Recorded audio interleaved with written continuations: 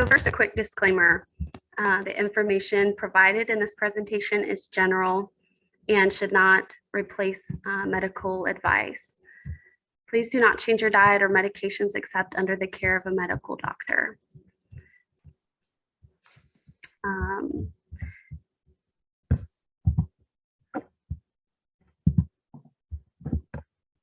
See if I can figure this out. So today I'm going to be talking about Dr. Walter Kempner and his rice diet, the origin, which was established since 1939, and the phases in weight loss plan, and then the rice diet in 2022. So Kempner's rice diet became world famous not once but twice. And so the first time it was known as the miracle cure, and that's of course when it first got started. And then it became famous once again as a weight loss plan. And so I'll talk about each of those and sort of the differences.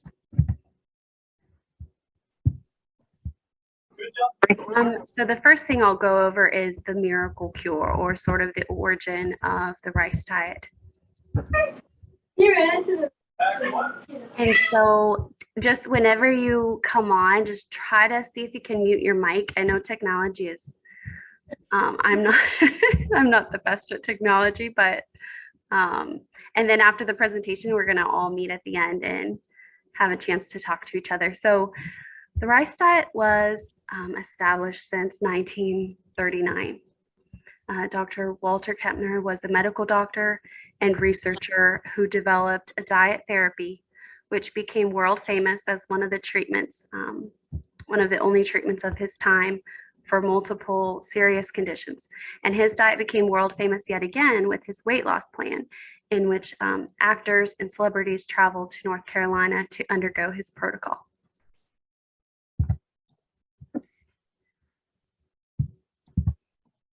Kempner first trained under the famous Otto Warburg, a Nobel Prize-winning biochemist. Walter Kempner became one of the most famous researchers in the world. It was during his research that he devised the rice diet as the best way to rehab failing kidneys, based on his knowledge of kidney metabolism. It just so happens that the same diet also treats the underlying cause of many conditions. Walter Kempner was the first one to show you can reverse heart disease. The observation that societies which follow a rice-based diet or a starch-based diet have the lowest rates of disease and disability is proven with Kempner's rice diet. So at the Rice House, this was a live-in facility where people went to undergo the diet. And thanks to Kempner and his wonderful medical staff, he ran a successful live-in program for 7 decades. So people would travel from all over the world to visit his program in Durham, North Carolina. Some of the conditions that often improve with this diet approach are kidney disease, heart failure, heart disease, hypertension, diabetes type 2, psoriasis, arthritis, morbid obesity, and diabetic related consequences such as diabetic retinopathy. And so it was really known as the miracle cure. This is a quote from Dr. Robert Rosati. He says, "The real gold, I think, was in the high blood pressure, because in those days people died 90% of the time within 3 years of this kind of blood pressure." People came from all over the world because basically he had the only treatment. So Walter Kempner put Duke University on the map, with people coming to be treated by him with the rice diet. Let me go back. This is Dr. Frank Nealon, and he worked with Kempner, and he worked at the rice diet program. He was a medical doctor, endocrinologist, and associate professor emeritus of medicine at Duke University Medical Center, and former director of the rice diet program. Dr. Frank Nealon said that what he witnessed with the rice diet was unlike anything he had seen in modern medicine. He said, I would see patients on the rice diet that came and were miraculously transformed. Their pills were thrown away, their crutches were thrown away, their wheelchairs were put away. They began to walk. The blind could actually see again. Dr. Frank Nealon.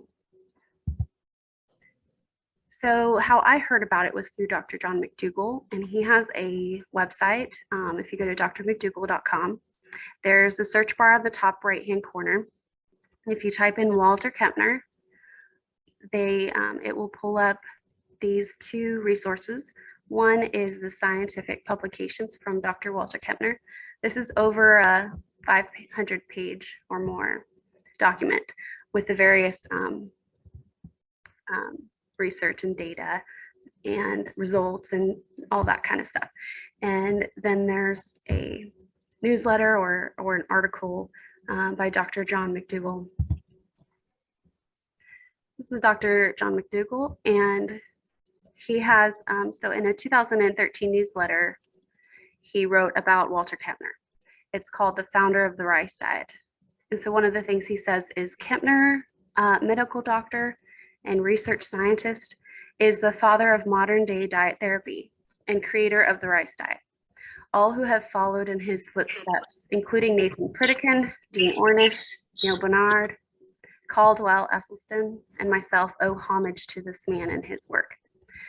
So Dr. McDougall treats patients as well with a similar diet, and he sees almost everyone get well. And I personally owe my gratitude to Dr. John McDougall, or else I would have never heard about this way of eating. And so one of the names that was mentioned there was Dr. Esselstyn. And Dr. Esselstyn is treating patients as well with a similar diet, almost exactly like Walter Kempner used with his patients, and sees similar results. A success story that comes to mind is Millie Donahue, diagnosed with congestive heart failure. Millie, this 80-year-old Millie's health was completely transformed, but not before all of what modern medicine could offer her and being sent home on hospice to say goodbye. But after finding Dr. Esselstyn's work and others, she changed her diet and outlived what they thought was the last 3 months of life. She is thriving at 91 years old in 2022, surviving her prognosis of over a decade. And her story teaches me that it is never too late to change your habits. This book is available on Amazon, and it's written about Dr. Walter Kempner. It's called Walter Kempner and the Rice Diet by Barbara Newberg and Florence Nash. And so I'll read you a quick miracle story from this book. So here's one of the stories out of the 18,000 patients treated by Kempner. A 50-year-old movie theater operator from Connecticut, for example, arrived in February 1952 with malignant hypertension. Blood pressure was 255 over 141. Extensive damage to his heart and eyes and poor kidney function. He brought a letter from his physician who estimated his life expectancy at less than 1 year. We started him on the rice diet, and after 18 weeks of following it faithfully, his blood pressure was 178 over 100. His electrocardiogram was and remained normal. His eye grounds were almost normal, and his heart had decreased in size. He returned home to Connecticut, but came back to Durham twice a year for periods of a few days to a few weeks, in which we continued to find him vastly improved, except for some evidence of persisting kidney damage. And go back. And so at one of his patient's visits, Dr. Kempner presented him to the Duke Hospital house staff. So this patient escaped by nearly 18 years the death sentence imposed by his own physician. So here's a couple of examples of some of the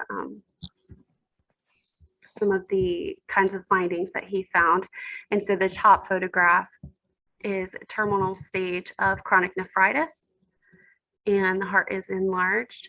But after the rice diet, reduction in heart size with change in transverse diameter of 34%. That should say of. Bottom photograph was lupus erythematosus. And after the rice diet, reduction in heart size with change in transverse diameter by 25%. And this is really crazy. So eye damage due to kidney hypertensive or vascular disease improves with the rice diet. So disappearance of papilledema, hemorrhages, the rice diet has proved to be effective not only in arresting hemorrhagic and exudative retinopathy, but in reversing these pathological processes. And so what that means is that they reverse their blindness.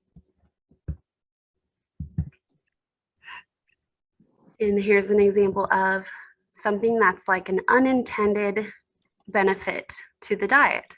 And this is something that continues to happen. Kempner did not intend to treat psoriasis, but he accidentally did. So this is pretty cool. A disappearance of psoriasis lesions in a 73-year-old man treated with the rice diet. So what to eat on this miracle cure? Rice and fruit.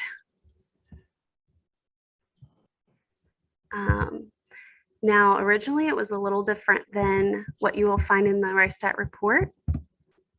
And it was up to 2,000 calories that were consumed. Fruit juice was allowed in place of fruit.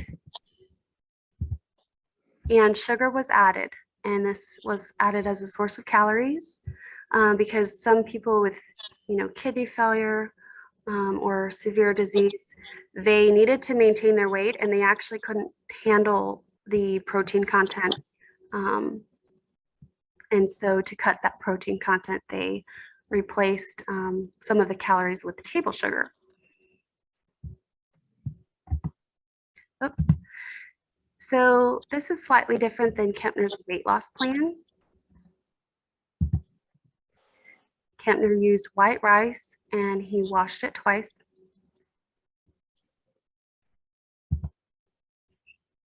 Someone stayed in the basic rice and fruit phase for 1 month, 2 months, 6 months, or for however long it took to get their problem under control. After the basic rice and fruit diet, vegetables were added. In the old days, there were certain vegetables that were forbidden because they had high sodium content. We don't do that anymore. That's a quote from Dr. Rosati. He was the former director of the Rice Diet program. This is the last program that existed. I don't know when it closed, but I think it might have been closed for over 10 years now. So once someone was essentially cured by the rice diet, other food groups were gradually reintroduced, but in very small quantities.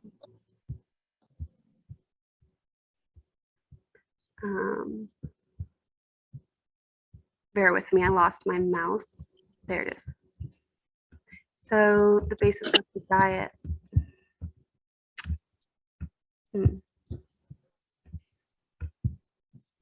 Is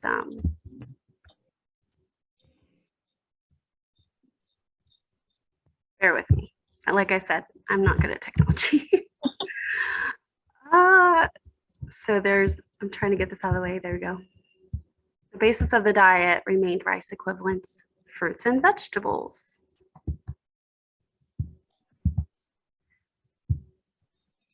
Okay, so like I was saying at the beginning, his diet became world famous, not once but twice. And so people started finding out about his weight loss plan, and celebrities would travel from all over the world. Kempner devised a calorie-reduced version of the diet for obesity. So the weight loss plan does not include tablespoons of sugar each day. Other than that, it's pretty similar. It's almost identical to the basic rice diet. So unlike with Kempner's ill patients, people following the diet for weight loss may choose to progress through the various phases quicker than if someone was sick. And this book is The Rice Diet Report by Judy Moskowitz, and it's made its debut in the 80s. It is written from a weight loss perspective. It describes the foods and portions served to some of Kempner's residents at that time. This is a wonderful place to begin for those interested in trying the rice diet. She also has a book called The Little Gold Book, A Diet That Works. And these were recently republished on Amazon. And so here's my favorite quote from the Rice Diet Report. At the Rice House itself, it's impossible to share even one meal without hearing of miraculous transformations in people's lives. Patients who come in unable to walk find themselves with time out jogging on the lovely Duke campus. Diabetics who have lost their vision have been known to regain their sight. Others, once given only 2 weeks to live, happily recount their stories 20 or 30 years later. So Kempner's Diet 2022.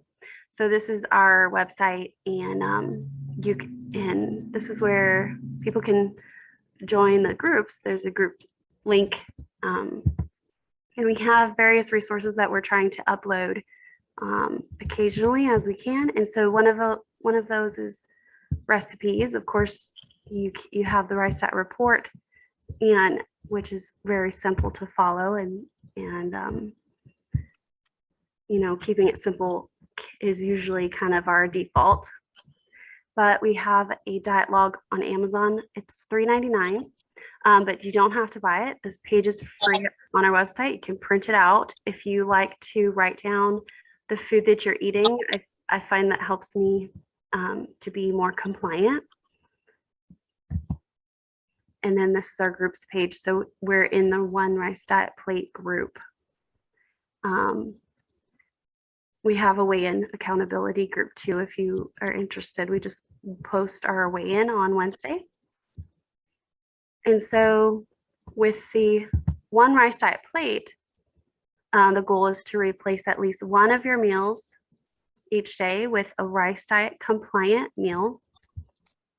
Although some of us are following it a little more than that, some of us are doing it exclusively, or maybe you're doing, 2 of your plates every day. However you're doing it is great. The reason we are doing One Rice Diet Plate is really just to get more people involved who are interested, because sometimes it can be intimidating to start a new diet and sort of do a whole 360 changeover. And so this is often a really good place to start. And then even if you're not maybe interested in going 100%, this is a good way to at least start crowding out some of the other foods you're eating with more healthful foods. And by Rice Diet Compliant, we are referring to phases 1 through 3. And so you may choose to have some of the other phases if you're following along in the Rice Diet Report, that if that's your choice, you can certainly do that for your other meals. But what we encourage is, no matter where you are in the diet, to make at least one of your meals from phases 1 through 3. And this is a food list that we have on the website, if you're interested.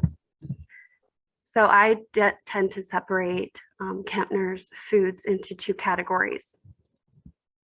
When I'm reading the Rice Diet Report, It's really helpful, but it is a perspective of weight loss. And so I kind of look at it as I try to look at it with what Kempner intended when it comes to health.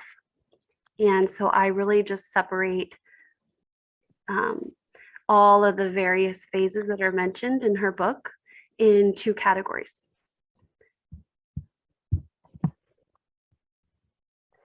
So what I call the rice diet is really phases 1 through 3. That's your no salt added rice equivalents, fruits, and vegetables. And if you choose to follow only rice and fruit, that is compliant as well. And however, it doesn't matter to me, however you choose to make your plate. If you want to stick to the structure that's kind of outlined in the Rice Diet Report, I think that's great. And feel free to post your meal in the group. But for me, I just feel like no matter how you want to structure your plate, as long as the ingredients that you're using are compliant, that's fine with me. So sometimes I have a meal with fruits and vegetables. Sometimes it's with rice and fruit. You get the idea. And that's no salt added. And then I pretty much put all the other foods starting in phase 4 into a category.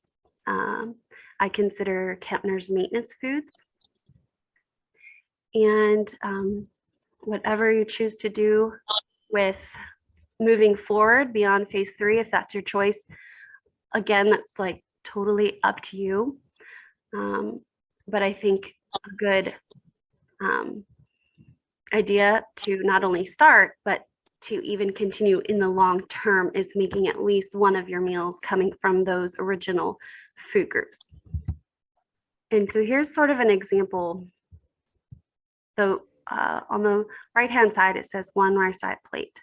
And I'm a really visual learner, so I like to put things kind of in pictures. And so the minimum request is to have at least one of your meals compliant.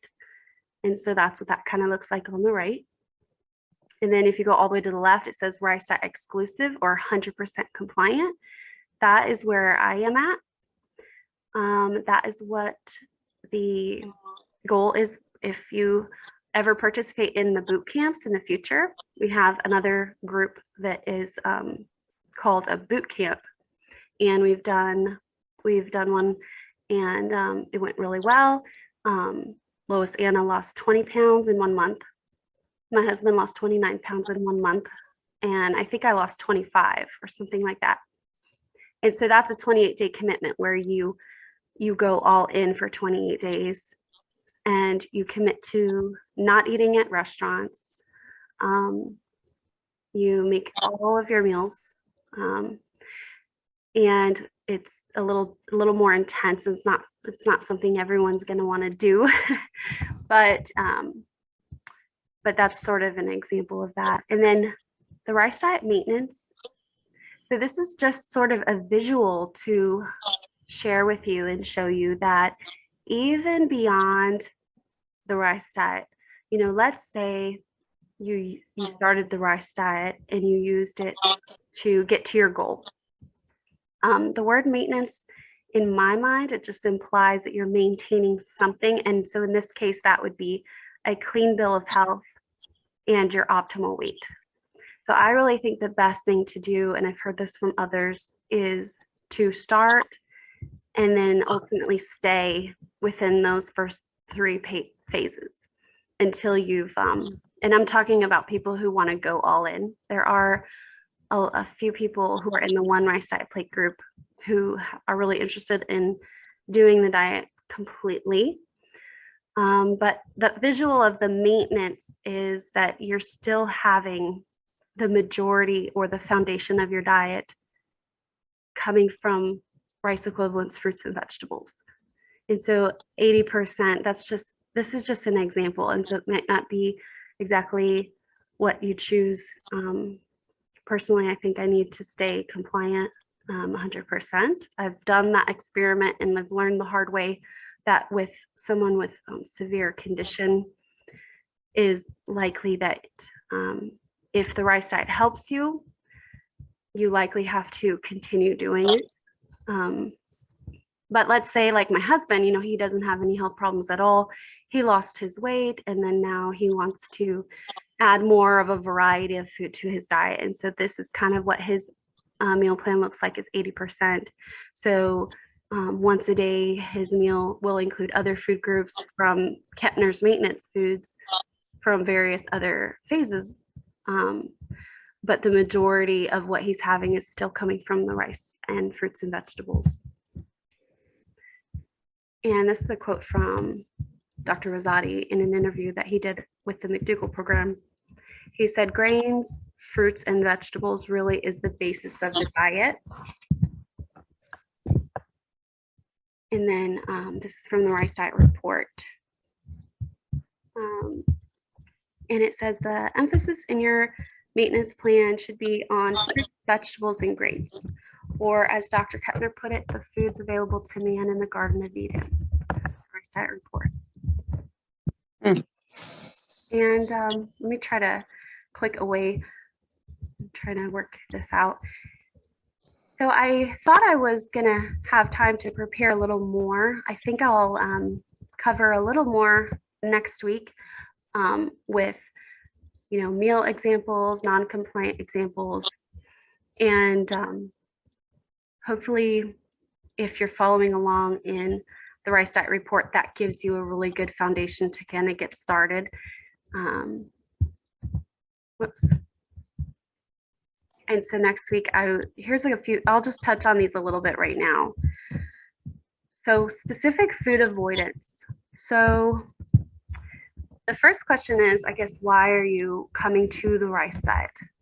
For example, there was a participant who had kidney failure and she was unable to have bananas. And so if we say, hey, you can eat fruit, you can eat bananas. Well, that wasn't really the case for her. She needed to avoid bananas. And so just keep that in mind. If you have a specific intolerance or a specific condition, you'll need to make that decision on your own or work with your doctor about specific foods that you want to avoid. And then ad libitum.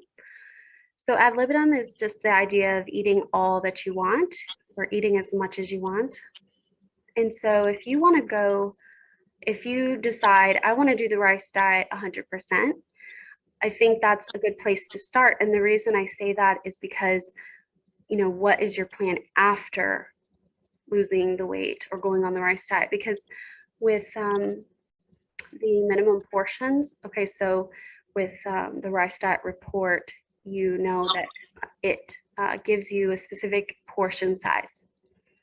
And so the way I look at it is I look at it as minimum portions, just keeping in mind that Walter Kempner's original diet really wasn't for weight loss, it was for health. And people could have up to 2,000 calories a day. So if you use the quicker weight loss plan and you stick to the minimum portions and you lose that weight quicker, the question is, what do you do next? And can you sustain that in the long term? And so ad libitum should always be the fallback. So it's always better to have, for example, fruits and vegetables than to say, oh, I already had my 5 portions today and I'm still hungry, so I'm gonna go to the fast food restaurant. So we wanna keep in mind that ad libitum is usually, that should be the default. And then the minimum portions for quicker weight loss. So Kempner's reduced calorie diet with the portions that you'll find in the Rice Diet Report, that is for rapid weight loss. And some quick weight loss isn't really something that works for everybody, but I think there's a few times where it's really necessary. So for example, if somebody needed to have heart surgery, but their BMI was too high for the surgery, then they would need to lose weight quickly. And so this could come in handy. Or just your personality. Like I know my personality, I have a significant amount of weight to lose. And for others, if they have over 100 pounds to lose, the thought of taking 2 years to get there is just seems, it seems too hard. So, and then next week we'll kind of cover that a little more and just go over whatever questions you guys have. And then I want to go over calorie density as well. The calorie density is the amount of calories in a food based on its volume or its weight. And the rice diet is almost exactly a low calorie density diet, though not exactly. But that will be kind of nice to go over that as well. So what I'm going to do is close this out. And then we'll have a chance, I'll be able to see your faces and we'll have a chance to have a discussion.